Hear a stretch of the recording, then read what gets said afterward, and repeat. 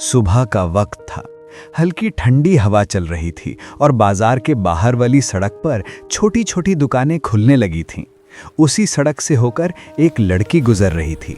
नीली सूती कुर्ती, दुपट्टा कंधे पर, चेहरे पर कोई मेकअप नहीं, बिल्कुल आम दिखने वाली।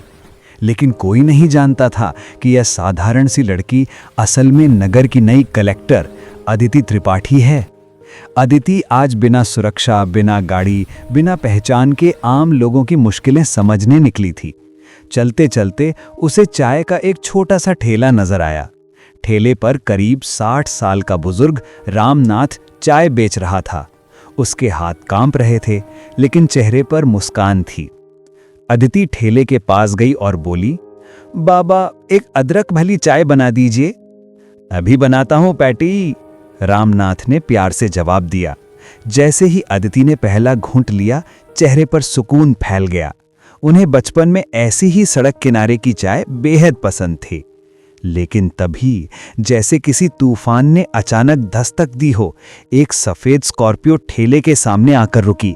दरवाजा खुला और उतरा एसीपी राघव सिंह, शहर का सबसे घमंडी अफसर, जिसके नाम से छोटे दुकानदार भी कांपते थे। उसके साथ 3 सिपाही थे। एसीपी ने ठेले को घूरते हुए कहा, ए बूढ़े, जल्दी से हफ्ते के पैसे निकाल, पूरे बाजार से तुम ही बाकी हो।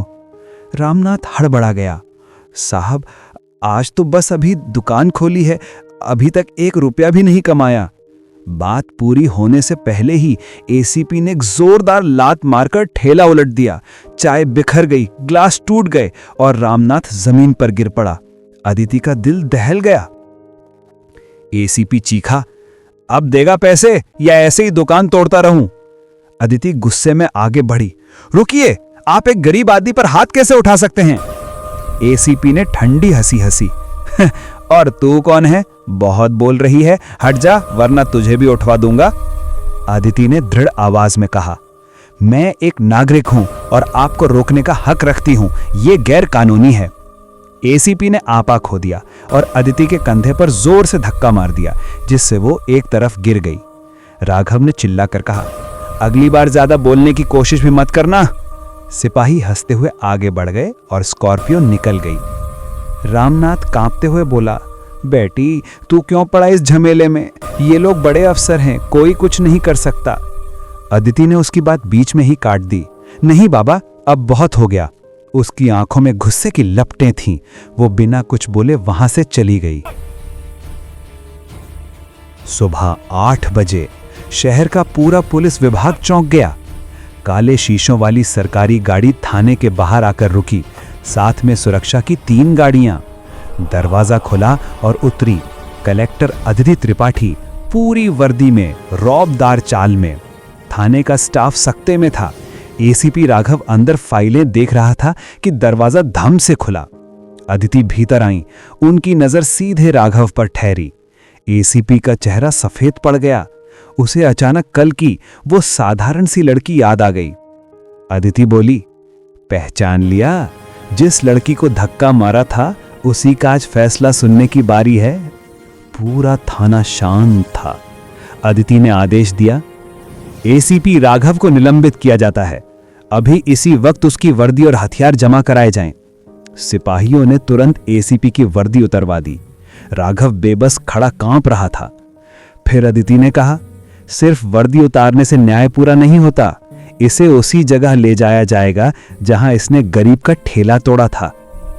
कुछ ही मिनटों में पूरा बाजार भीड़ से भर गया। रामनाथ चाय बेचने बैठा था, लेकिन हाथ अब भी डर से कांप रहे थे। कलेक्टर की गाड़ी रुकी। राघव सिंह को आगे लाया गया, अब एक सामान्य इंसान की तरह, बिना रौब, बिना वर्दी।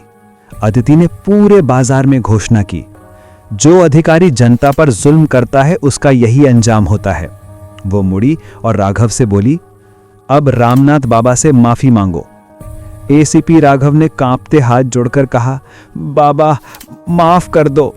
भीड़ में से किसी ने कहा, अरे ये तो पहला दिन है न्याय का।